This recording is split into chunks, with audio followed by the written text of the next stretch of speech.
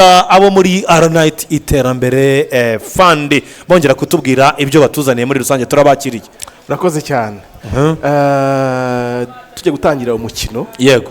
Twari twahaye abadukurikiye ijanisha ryerekana ukuntu amakipe turimo kureba. Yego. Ibihugu byaba aturukamo ukuntu bazigama. Ukuntu bizigama rwose. Turagenda tureba ukuntu mu Budage iyo ugereranije ujanishije abadage bazigama ku kigero cya 26.9% by'umusaruro w'igihugu cyose. Cyane kuvuga umuntu abishyize mu buzima bwa buri muntu giti cye, umuntu yavuga ngo se ngewe amafaranga ninjiza umusaruro mbona nzigamaho kangahe kwijana. Tubona ko Paraguay yo ari kuri 18.8% cyane. Ibi rero bikaduhamagarira kutabigira amajanisha gusa aho kujya mu buzima bwa buri munsi. Uduke nunguka nzigamaho bingana gute kugira ngo ntangire kubyitoza ejo nzabe ndi ku rugero ruri hejuru kurushaho. Ni ukuvuga kuzigama atari ibigambo gusa cyane. Ikindi twari twabonye akanyenyeri, gukanda akanyenyeri ko kuzigama atari ibyejo. Akanyenyeri 589 urwego, akanyenyeri 589 urwego ukiyandikisha. Aho ngaho kwanza kuba bibaro kwiyandikisha. Yego. Hanyuma iyo urangije kwiyandikisha rero urongera ugakanda akanyenyeri 589 urwego, none ugahitamo kuzigama, ugatangira kwizigamira uyu munsi. Hanyuma ubwo iyo ukanze iyo mibare account already wayifunguye. Yego. Iyo wamaze gukanda wiyandikisha, system yacu guha ubutumwa burimo konti yawe, burimo izina gikoresha muri system kugira ngo ujye ubikoresha winjira muri system noneho ugatangire kwizigamira cyane. Hanyuma ariko tukomeza kubera ko navuze mvuga mu kanya ko kwizigamira atari amagambo gusa. Turi kumwe na Bwana Eric Cyubahiro. Yego. Wagize igihe cyo kwizigamira mu gihe cyashize, nagira ngo abasangize imbuto yakuyemo, ndetse amaze igihe kitari gitoya kitari kinini yibarutse umwana muto, anatubwire umugabo afite wo kuzigama mu gihe kiri imbere cyane. Ubwo rero wampumera mikro muri rusange nawe tukamwakira tukumva ubwo buhamya muri rusange. Turakwakiriye utangira wibwira abakurikiye SKFM. Murakoze cyane. Nitwa Eric Cyubahiro. Ndi umufundi. Yego. Nagiye mu kigega Aranite Iterambere Fund muri 2018 irangira. 2018. Yego. Uyu mugabo niwe wanganirije ambwira ibya Aranite. Uwo munsi yabimbwiye nashyizemo ibihumbi 50 kugira ngo ngerageze ndebe ko bikora. Hanyuma igihe cya Covid kigeze, akazi k'abafundi karahagarara. Yego. Hanyuma aza kunyibutsa ko hari amafaranga nashyizemo, sinakomeje gushyiramo amafaranga. Ngiye kubikuza, yego, nsanga mfiteho ibihumbi 57 hafi 58. Hariho ibihumbi hafi 8 by'inyungu. Ntaregeze nkurikirana mu bintu utibukaga. Yego. Yego. Ayo mafaranga nyabikuza yose. Nta giceri nkase cyo kubikuza. N'inyungu yawe iriho. N'inyungu yangiriho. Kandi ayo mafaranga nta sora, ntagira gute, yose ndayafata. Icyo ni kimwe cyatumye numva nkunze Aranite Iterambere Fund. Ariko nkuko yarabivuze, uyu munsi mfite umwana ufite ukwezi n'iminsi 19. Yego. Twahoze tubibara twicaranye hariya. Uyu munsi umwana wanjye mbashije kumuzigamira ibihumbi 50 buri kwezi. Ubwo turavuga amafaranga atagera ku bihumbi 2 ku munsi. Ku munsi rwose. Ibihumbi 50 ku kwezi. Nkabikora mu gihe cy'imyaka 25. Ngewe mfite imyaka 25 nta na miliyoni nari mfite. Okay. Ariko mu gihe cy'imyaka 25 mbashije kumuzigamira ibihumbi 50 gusa. Cyane. Na ya nyungu ijyaho igenda yiyongera. Turimo turavuga amezi 300. Yego. Mu myaka 25 nabamaze gushyiraho ngewe ayo nashyizeho. Yazaba ari miliyoni 15 gusa. Miliyoni 15. Ariko kubera ya nyungu ijyaho. Icyo gihe yaba afite amahirwe yo kuzaba afite miliyoni 81. Amafaranga ni urugero rwiza. Nashikariza n'abandi kwizigamira ariko no kuzigamira abana babo. Murakoze. Arakoze cyane. Ubwo ngubwo murumva ko nubuhamya rwose mu wagerageje gukorana n'ikigega Aranite Iterambere Fund. Ariko nanone turibaza ese muri rusange kuki urubyiruko narwo rwose rugomba kwizigamira, arababibaza iki kibazo, kuki urubyiruko rugomba kwizigamira, ubwo nawe wabaha ubutumwa. Urubyiruko rugomba kwizigamira kubera ko kuzigama ari umwe mu misingi ikomeye umuntu yubakiraho ubuzima.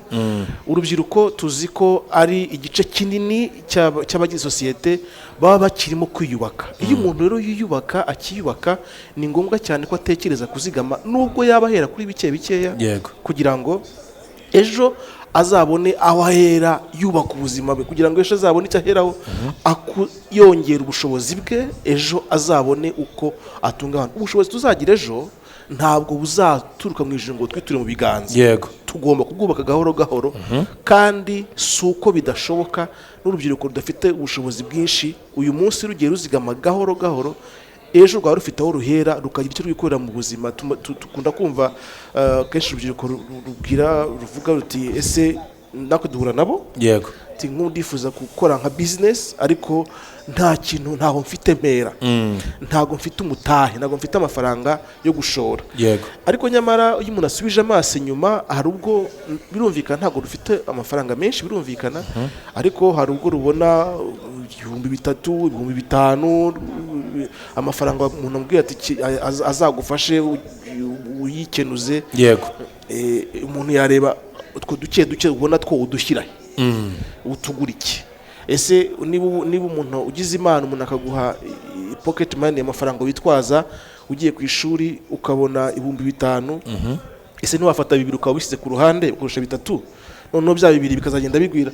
Mperutse kwakira umujene umwe wiga muri kaminuza, arambwira ati jewe ndashaka kuzajya nzigama nibura 3,000 buri gihe kwa pocket money, zarangiza kaminuza mu myaka 5 iri imbere mfite icyo mfite nabitse.